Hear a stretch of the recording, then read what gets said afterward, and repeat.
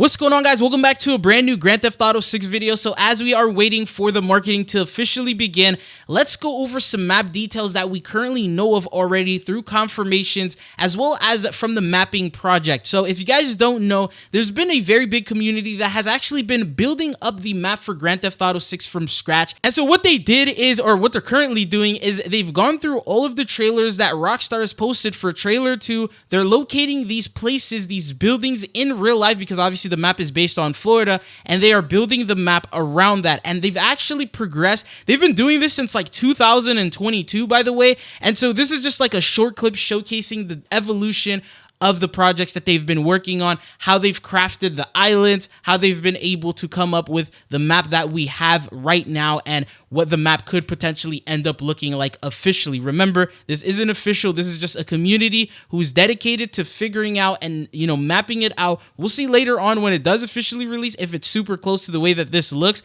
But there is also a interactive map, which we're going to go over later in the video, and then I'll showcase that for you guys. But there's an article that actually goes over everything that's true versus what's false and what we know about the Grand Theft Auto 6 map.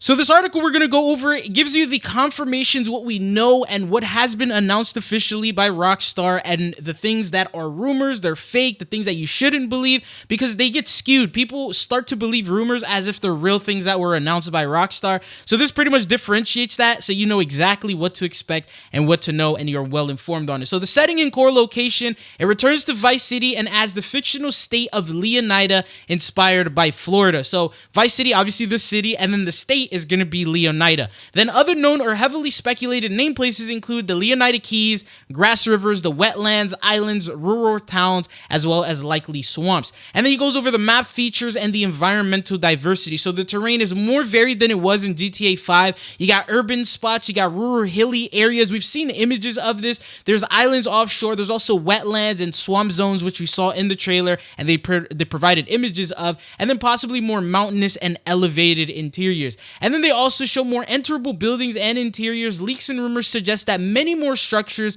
will be accessible versus prior games. Now, in terms of the map sizes, because there are leaks where people are saying this map is going to be 3 or 2.5 times bigger, this is the actual information. So many leaks and mapping community restrictions, which I'm actually going to go over that in just a second. There's a massive GTA 6 mapping project that has been worked on for over the last few months, where they give you the most accurate depiction of the GTA 6 map, and I'm going to show you guys footage of that in a second.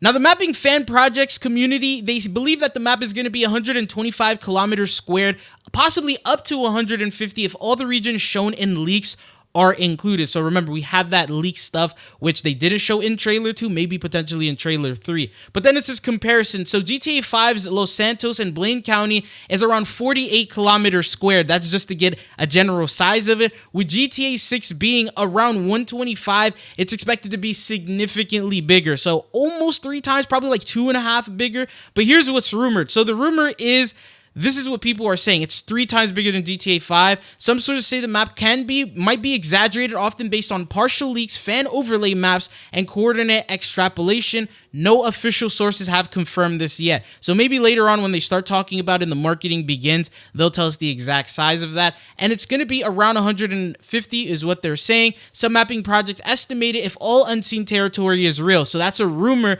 And at the moment, it possibly can be a lot smaller than that 150, so maybe 125. And then they said here 70% of buildings are going to be enterable. So this is something that people were saying. Others were saying every single building in the map is going to be something you can walk in. Remember, that's going to make the game absolutely massive in terms of the file size if they do that. It's probably going to be a lot more than GTA 5, but I mean, don't expect it to be like upwards of 70% of buildings, because some of them are just going to be playing with absolutely nothing going on in them. And then for the large central lake and swamp regions, many fan maps show that Lake Leonida or Big Lake with swamps and the key style islands. Leaks sometimes show partial water bodies. Fan reconstructions fill in detail in between. Some details might get cut or modified by launch. Now, taking a look at the interactive map, this one is on the website map.stateofleonida.net. So feel free, I'll have it in the description if you guys want to check it out.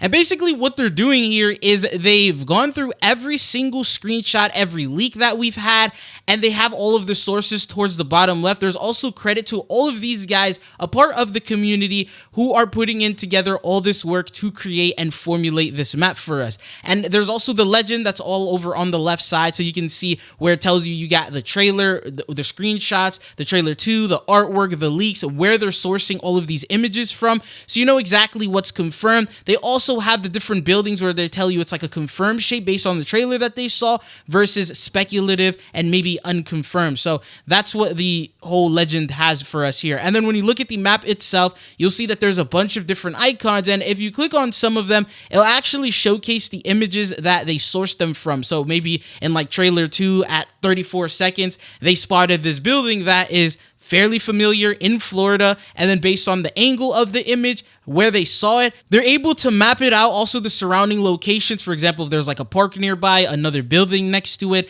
they're able to add that into it to create the most accurate map that they can. And what's very interesting is over the years, the map has evolved, so the more they get screenshots, the more Rockstar drops trailers and we get more confirmations, the more accurate the map is going to be. So it's definitely going to evolve a little bit further and even more later on as the marketing begins. And even before launch, before they even show the official map, we're probably going to get an idea of the size and what it looks like. Now, while you're looking at the map, there's actually a very interesting thing that I wanted to touch up on, and that is how we're going to start the game, the map, and how it's going to play out for us at the beginning. So obviously, you're not going to have access to the full map as soon as the game launches. You're going to have to progress through the story to unlock different places that you can go to. And here's a very funny theory here. So P. Bodie posted this, and he said, I think most of the map is actually going to be locked because of hurricane damage at the start. Because if you remember in trailer 2, at the start, Jason was actually fixing the roof and there was decent water-sized puddles in the road.